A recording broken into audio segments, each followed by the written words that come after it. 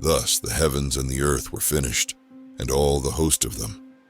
And on the seventh day God ended his work which he had made, and he rested on the seventh day from all his work which he had made. And God blessed the seventh day and sanctified it, because that in it he had rested from all his work which God created and made. These are the generations of the heavens and of the earth when they were created, in the day that the Lord God made the earth and the heavens.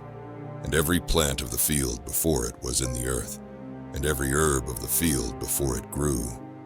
For the Lord God had not caused it to rain upon the earth, and there was not a man to till the ground. But there went up a mist from the earth, and watered the whole face of the ground. And the Lord God formed man of the dust of the ground, and breathed into his nostrils the breath of life, and man became a living soul. And the Lord God planted a garden eastward in Eden, and there he put the man whom he had formed. And out of the ground made the Lord God to grow every tree that is pleasant to the sight, and good for food. The tree of life also in the midst of the garden, and the tree of knowledge of good and evil. And a river went out of Eden to water the garden, and from thence it was parted, and became into 4 heads. The name of the first is Pison. That is it which compasseth the whole land of Havilah, where there is gold, and the gold of that land is good.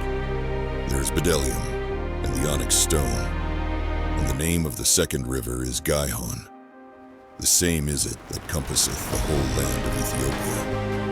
And the name of the third river is Hiddekel.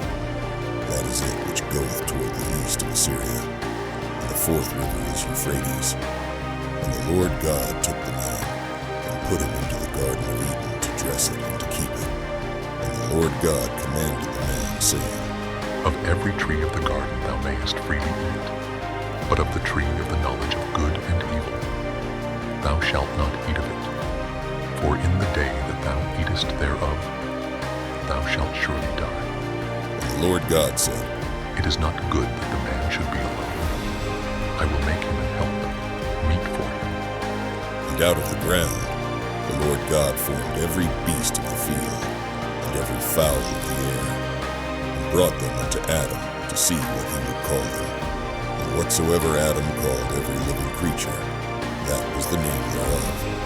And Adam gave names to all cattle, and to the fowl of the air, and to every beast of the field.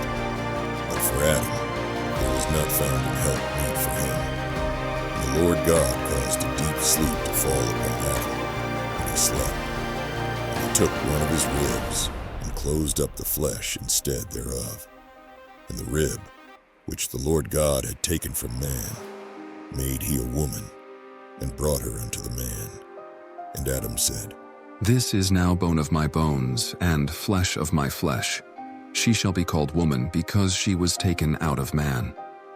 Therefore shall a man leave his father and his mother, and shall cleave unto his wife, and they shall be one flesh.